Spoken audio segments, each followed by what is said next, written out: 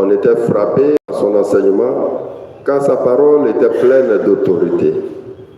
Il y avait dans la synagogue un homme possédé par l'esprit d'un démon impur. Il s'est mis à crier d'une voix forte: « Ah, que nous veux-tu, Jésus de Nazareth? Es-tu venu pour nous perdre? Je sais qui tu es le Saint de Dieu. » Jésus le menaça. « Silence, sors de cet homme. » Alors le démon projeta l'homme en plein milieu et sortit de lui sans lui faire aucun mal. Tous furent saisis d'effroi et ils se disaient entre eux: « Quelle est cette parole? » Il commande avec autorité et puissance aux esprits impurs et ils sortent. Et la réputation de Jésus se propageait dans toute la région. Je vais vous mettre debout. Acclamons la parole de Dieu. Louange à toi, Seigneur Jésus.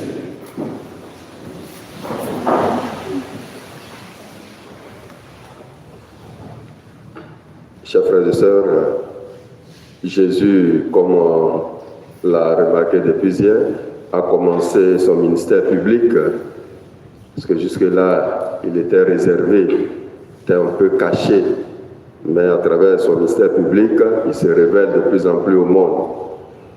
Et nous le voyons, il commence surtout par les synagogues, en proclamant la parole.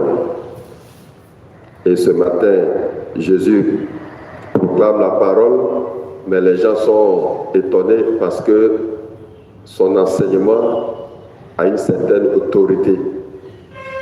Et on le voit bien, dans la synagogue, un possédé a été touché par cette parole. Mais ce qui est intéressant ici, c'est ce que dit le possédé. Malgré qu'il a l'esprit impur en lui, il reconnaît que Jésus vient de Dieu. Bon, est-ce que nous, on reconnaît souvent que Jésus vient de Dieu? Parce que souvent nous-mêmes on donne des limites à Jésus. Ça là, il faut que j'aille ailleurs. Ça là, l'église là, ça ne peut pas faire. Voilà, on donne des limites à Jésus. Or, le possédé réagit en disant: je sais qui tu es, tu viens de Dieu. Vous voyez un peu. Donc si lui, l'esprit impur, reconnaît que Jésus vient de Dieu, à plus forte raison, nous qui entendons sa parole chaque jour. Et c'est important d'avoir cela en esprit. L'autre chose, c'est que on nous dit Jésus parle avec autorité. Or, nous savons que Jésus n'est pas le seul à enseigner. Les scribes, les pharisiens, tout cela enseignent. Mais comment se fait-il que pour lui, on dit qu'il parle avec autorité? Justement, frères et sœurs, l'autorité de Jésus remplit quelques conditions. Il tient cette autorité de Dieu et l'Esprit impur l'a révélé. En plus de cela, il dit la parole dans sa pureté, comme on l'a dit hier.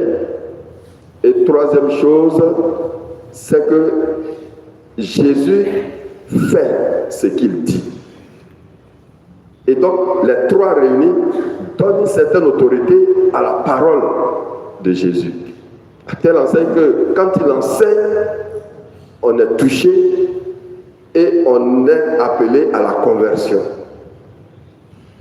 Justement, frères et sœurs, pour savoir tout cela et pour comprendre le ministère de Jésus, il faut être rempli de l'esprit. Et c'est cela que l'apôtre Paul, dans la première lecture, nous dit: c'est l'esprit de l'homme qui permet à l'homme de se connaître lui-même.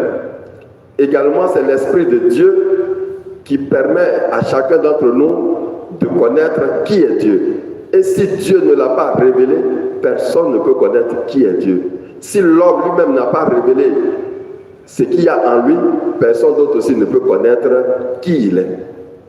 Autrement dit, si on n'est pas rempli de l'Esprit Saint, on ne peut pas connaître les voies du Seigneur. Alors donc, laissons-nous guider par l'Esprit, et l'Esprit va nous révéler qui est véritablement Dieu. Qui d'abord nous sommes nous-mêmes, et puis qui est Dieu pour nous. Alors qu'au cours de cette célébration eucharistique, le Seigneur nous donne cette grâce-là de le connaître davantage et de pouvoir le suivre tranquillement et sereinement. Amen.